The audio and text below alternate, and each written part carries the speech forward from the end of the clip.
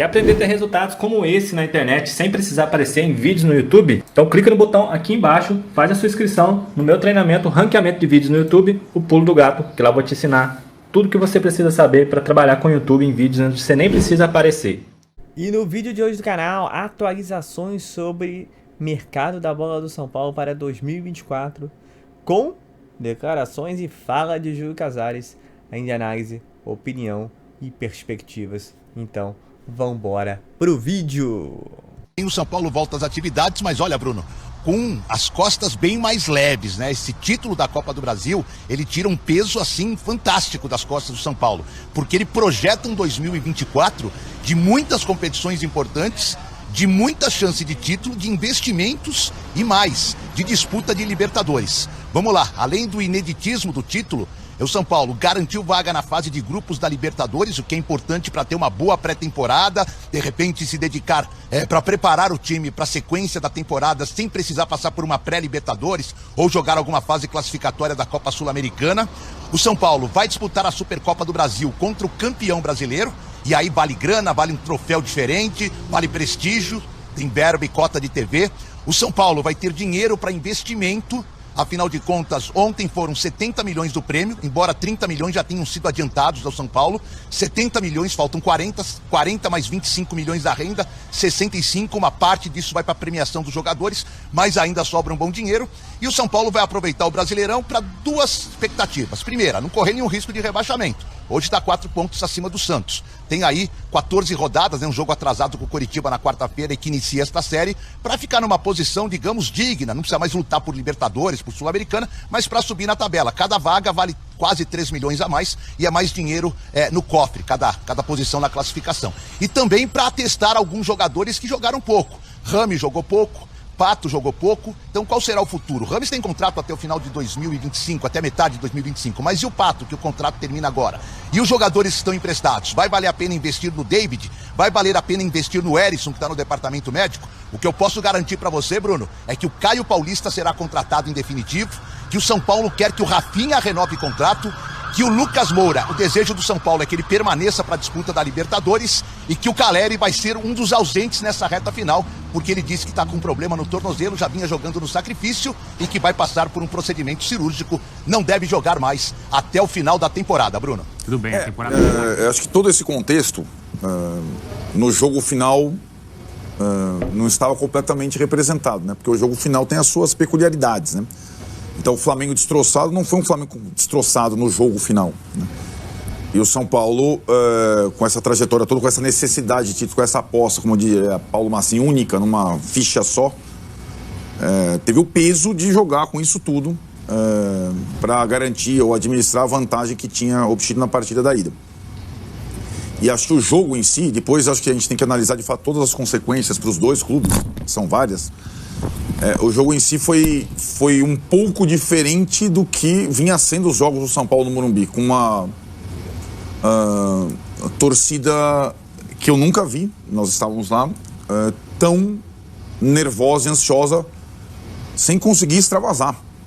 O que a gente via de pessoas roendo unha, não olhando para o campo, tal, é uma coisa que demonstra um pouco o que é a fila, né? A fila de um clube grande de futebol é um pouco isso. E a gente falava, o São Paulo vai jogar contra o Flamengo no domingo e contra os seus fantasmas. E assim foi o jogo. E o Flamengo, acho que com uma formação mais condizente do que a formação da ida, né? Do jogo da ida, com o Arrascaeta começando, com 2 volantes, com o Gerson no lado direito, tomando conta do Caio Paulista. O Flamengo esteve bem no jogo, durante boa parte do jogo. E aí aquelas coisas, né, Tirone? Tem uma situação, e você estava até lembrando que essa trajetória, a gente mostrou um pouco no clipe de abertura do Ituano, passando pelo Sport e, sobretudo, por Palmeiras e Corinthians até chegar no Flamengo. Essa trajetória toda, enredo de filme, épica, ela contou com personagens e com golaços, digamos, imprevistos no Morumbi, onde o São Paulo se fez muito forte. O golaço do Rafinha contra o Palmeiras, o golaço do Rato contra o Corinthians e o golaço do Nestor contra o Flamengo no final, na última bola do primeiro tempo, que colocou o São Paulo no jogo. Se o São Paulo vai para o vestiário perdendo por 1-0, com aquela atmosfera, com aquela responsabilidade, seria uma outra conversa. No segundo tempo, com calor impressionante, acho que as trocas foram necessárias para os dois lados, e acho que o Dorival mexeu bem no jogo. E o São Paulo conseguiu segurar o 1-1 que lhe dava o título. Aliás, acertamos o palpite, Tironi, às vezes a gente acerta 1-1. E aí, acho que tem esses personagens todos que você elencou, o Dorival e o Nestor são os óbvios. Eu vou colocar um outro personagem desse jogo para depois a gente debater o jogo, as consequências da conquista e tudo mais. O meu personagem do jogo de ontem é o Wellington. Por quê? Porque o futebol, ainda mais quando você está numa fila de títulos, você só sai da fila de títulos cuidando de todos os detalhes. E o Wellington foi o detalhe final para a conquista do São Paulo. O Wellington, no último dia da janela russa, estava vendido, praticamente. E aí, por uma circunstância, não deu tempo e uma pressão gigantesca nas redes sociais e também do Dorival Júnior na direção, o Wellington acabou não vendido. E o Wellington, para mim, ele foi fundamental nas duas partidas. Na partida do Maracanã, quando ele entra no lugar do Caio para segurar o lado direito do Flamengo, revigorado, e na partida do Morumbi, quando ele entra no lugar do Caio para segurar aí o Luiz Araújo. Então, Tironi, o futebol é tão assim que, possivelmente, sem o Wellington, o São Paulo não teria conquistado o título da Copa do Brasil. Então, essas situações, elas são... Porque tem outros clubes, até com mais recursos, que, não, agora eu abro mão desse, eu não contrato outro. Dessa vez, e acho que essa conexão do Dorival não vem de ninguém, direção e uma comoção geral, hoje o São Paulo não tem um herói. Não é o Dorival, não é o Nestor, não é o Wellington, não é o Caleri, são todos eles. E isso foi super importante para a conquista, para a quebra do tabu, para o fim do jejum, para não sei quantas toneladas das costas, um título gigantesco, talvez um dos maiores da história do São Paulo, pelo ineditismo e pelos adversários enfrentados na trajetória. Então, os candidatos a heróis são vários, mas eu só pensei esse detalhe do Wellington, porque eu acho que ele foi fundamental nas duas partidas entrando durante o jogo. O São Paulo conquistou o título inédito e na tela para você os principais títulos do time. São 22 no Paulistão, 6 Brasileirões, no Mundial de Clubes são 3, Conmebol Libertadores são 3, Conmebol Recopa 2 títulos e aí Copa do Brasil, o seu primeiro título, e Conmebol Sul-Americana também um título. Fã de esportes, a gente volta a falar sobre a vitória do São Paulo, mas agora com um convidado especial, o presidente Júlio Casares, chega no Sport Center ao lado de Edu Afonso para a gente poder bater um papo com ele. Edu, seja muito bem-vindo. Presidente, seja muito bem-vindo. Boa tarde para vocês. Boa tarde. Tudo bem, Natasha? Muito boa tarde a você, boa tarde ao Dom, que é o Renato Rodrigues. Estamos aqui no CT da Barra Funda. O presidente Júlio Casares passou as últimas 20 e poucas horas... mais da metade acordado, dormiu poucas horas, porque o presidente, quando é campeão, tem uma demanda gigante de atendimentos, não só da imprensa, dos conselheiros, dos torcedores, tudo mais. E ele trouxe uma surpresa. Antes da primeira pergunta, você permite eu mostrar a surpresa? Claro, claro. Ele pediu para que os funcionários do São Paulo trouxessem aqui para essa entrada na ESPN a tão desejada para o torcedor São Paulino, Copa do Brasil, que está aqui na nossa frente. Taça que o São Paulo buscou durante 34 anos e que depois de uma campanha maravilhosa, superando rivais como Palmeiras, Corinthians, Flamengo, ela tá aqui. Júlio, vou começar essa entrevista, o pessoal do estúdio vai bater um papo. Tá bom. Se chega a um título, não só por um determinado fator, é uma soma de fatores que levam um time a conquistar um torneio tão importante como este. E na minha visão, 3 fatores que foram fundamentais são contratação do Dorival Júnior, a promessa que vocês fizeram e cumpriram de não vender nenhum jogador, e isso o Dorival pediu publicamente e vocês cumpriram, e o impacto da chegada de Lucas Moura e Rames Rodrigues, talvez no momento mais difícil da competição após a derrota contra o Corinthians, precisando reverter. Dos 3, qual foi o mais trabalhoso para ser executado? Qual aquele que você achou não vai dar? Qual aquele que você sofreu mais para contratar o Dorival, segurar os jogadores ou trazer o Rames e o Lucas Moura? Obrigado pela gentileza. Eduardo, prazer estar aqui com vocês na ESPN, momento de muita alegria. Eu acho que as 3 tarefas eram difíceis, mas eu confesso a você que segurar os jogadores é muito mais difícil, porque você tem uma proposta de dinheiro na mesa, vários interesses de agentes, empresários, etc. Uma necessidade num clube hoje que tem que vender jogadores, então esse foi um esforço. O do Lucas também é difícil, o Rames, mas era algo de uma transação, então que você avança, nós já tínhamos uma boa base. E o Dorival, acho que a nossa agilidade aqui, vejam, nós tivemos que fazer o desligamento do Rogério, um grande ídolo, um grande cidadão que também merece todos os elogios dessa conquista também, contribuiu de alguma parte diretamente com o elenco. Nós conseguimos com o Dorival, após o desligamento do Rogério, viajar no mesmo dia E vi com o Dorival no dia seguinte, foi muito rápido. Mas a permanência desses atletas é difícil porque às vezes não depende muito da gente. Sim. Não é só uma canetada de um presidente. Você tem o anseio do atleta, da família, dos agentes, mas eu sinto que esse elenco também queria muito. E os atletas em nenhum momento falaram, quero ir embora, quero sair. Não, eles queriam conquistar e conquistar. Mas vieram propostas, né? Muitas. Vieram propostas para 3 ou 4 jogadores. Até nos últimos dias, nós estávamos voltando de uma viagem de um jogo, eu não lembro agora, tanto jogo, e tinha sido colocado uma notícia que o Wellington estava indo embora. Não foi isso. Nós conversamos com vários clubes, dizendo o seguinte, pode ter interesse, podemos até tentar vender, mas entregar depois. Nós não queríamos desfalcar o time, nós queríamos, e também falávamos para os jogadores, deixa um legado esportivo, você vai ser valorizado, o clube também. E eu aguentei a pressão toda financeira da entidade, que precisa fechar no azul, essas coisas todas. A minha segunda pergunta antes do estúdio. Você é um cara de mercado. Uma conquista como essa, ela traz uma valorização para a marca São Paulo, a instituição, que já é gigante, mas no factual do momento do mercado, São Paulo passa a ser, como você disse ontem, protagonista, tanto para puxar patrocinadores, como atrair interesse de jogadores importantes, como para ser assediado pelos seus jogadores pelo mercado externo. Sei que passou pouco tempo, Júlio, nem 24 horas. Você já tem uma dimensão disso e como vai se administrar isso para um ano que tem agora 5 competições e a principal delas, que é o sonho de todo torcedor do São Paulo, a Libertadores?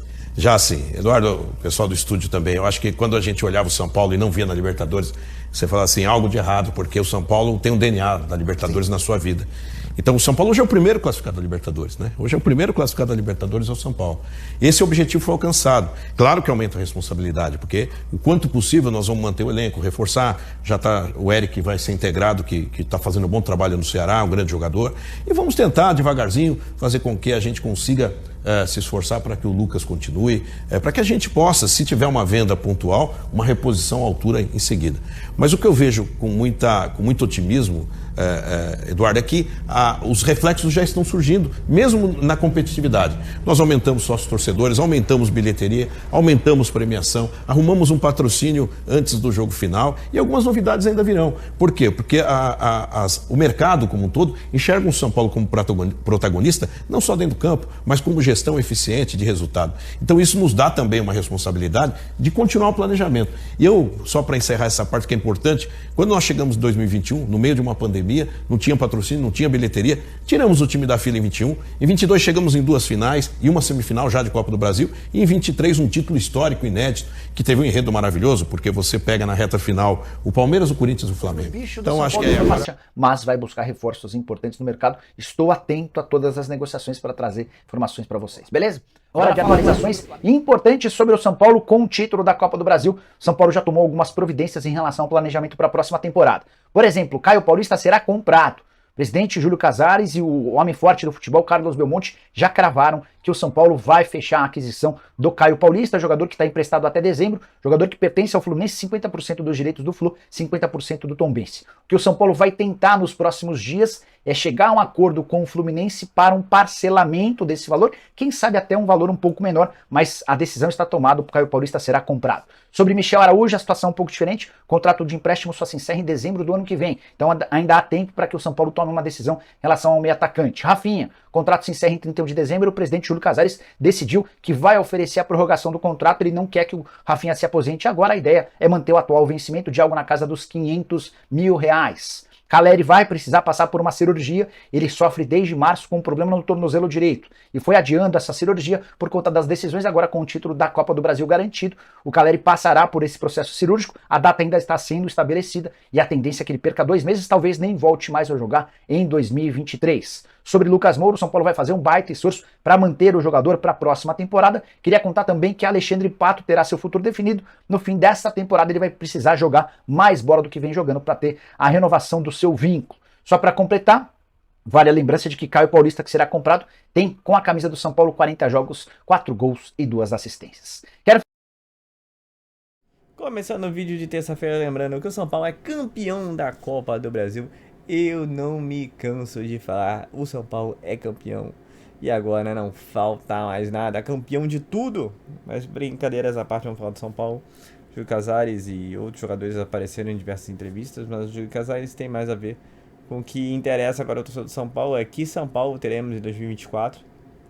Fica claro que o São Paulo terá mais receitas e é o que parece que aproveitará o final do ano aí para arrecadar aí mais money para o nosso tricolor. E a expectativa é contratar jogadores do nível do Lucas Moura ou de alto nível do futebol brasileiro, né? E tem sido dito pelo próprio Eduardo Afonso, que escreveu no blog da ESPN, que o São Paulo tá jogando Bruno Henrique, tanto é que ao final do jogo, que o jogador que o Dorival dá um abraço mais jogo, é o Bruno Henrique. O São Paulo vai ficar esperando aí como é que vai ficar aí a questão, a negociação com o Flamengo. E aí tentaria aí usar o Dorival e o Rafinha, que é um grande amigo do jogador, para trazer o Bruno Henrique. Cara, traz agora, joga demais. Cairia como uma luva no São Paulo. Vamos ver.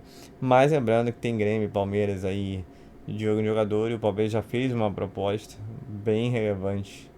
Mas vamos ficar de olho, né? São Paulo surpreendeu trazendo Rames e Lucas, por que não mais um grande jogador do calibre aí do Bruno Henrique, né? No mais de São Paulo já definiu que vai contratar o Caio Paulista, que vai renovar com o Rafinha, então já tem jogadores aí engatilhados. E sim, deve vender algumas crias de Cotia, senão no final do ano, no meio do ano que vem. Não tem jeito, minha gente. Mas assim, você fica agora com o balanço financeiro mais adequado, no sentido que agora o São Paulo não vai vender de graça, né? Vai vender por valores superiores. O próprio Belmonte falou, poxa, a gente teve que vender o Gabriel Sara por 9 milhões sabendo que ele valia 20, porque a gente tinha necessidade financeira. Agora, como as coisas estão começando a se azeitar, o São Paulo vai ser mais duro na queda, e quem quiser levar seus jogadores vai ter que pagar mais. Uma boa notícia, até porque isso quer dizer que você pode vender um jogador e resolver aí a sua meta de venda, e aí focar nas competições esportivas com um elenco forte, sem grandes mudanças.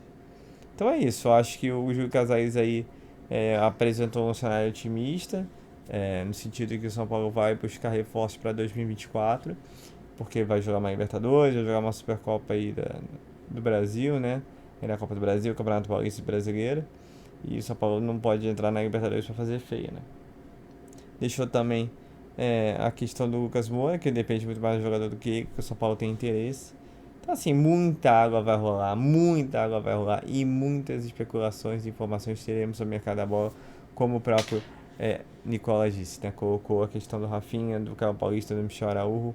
Ela fala do Luciano, que deu meio que um tom de despedida ali no final ali, né? Até porque recebeu uma proposta do mundo da árabe e deve receber novamente, né? E aí tá numa fase que ele vai querer fazer o pé de meia dele. Mas ele tem sido aquele jogador, 12º jogador, eu não sei se ele está satisfeito com isso. Então assim, muita coisa a rolar. Eu acho que São Paulo vai ter algumas mudanças do elenco, mas não acho que vai ser algo drástico, né? Então vamos ficar de olho, mas lembrando que quarta-feira, amanhã, tem jogo de São Paulo sim adiado, que é o São Paulo e Curitiba no Morumbi. Expectativa de Morumbi com bastante torcedores, e aí a expectativa é que São Paulo vai entrar em campo, né? Porque domingo foi longo, segunda eles descansaram e hoje eles voltam a treinar. Mas lembrando que São Paulo aí seria bom aí ver os dois próximos jogos em casa, Curitiba e Corinthians, se afastar de vez do Z4 e botar o rival mais próximo ainda, seria maravilhoso. Então é isso, pessoal, eu sou Marcelo Mazurra do canal Mazurra SPFC, e se você quer ficar nas últimas, nas notícias, nas novidades do São Paulo Futebol Clube, não deixe de se inscrever no canal, ativar o sininho para notificações, e se puder nesse vídeo deixa aquele likezão, tá ok? Saudações cores, uma ótima terça-feira a todos e valeu! Quer aprender a ter resultados como esse na internet sem precisar aparecer em vídeos no YouTube? Então clica no botão aqui embaixo, faz a sua inscrição no meu treinamento Ranqueamento de Vídeos no YouTube, o Pulo do Gato, que lá eu vou te ensinar tudo que você precisa saber para trabalhar com o YouTube em vídeos onde você nem precisa aparecer.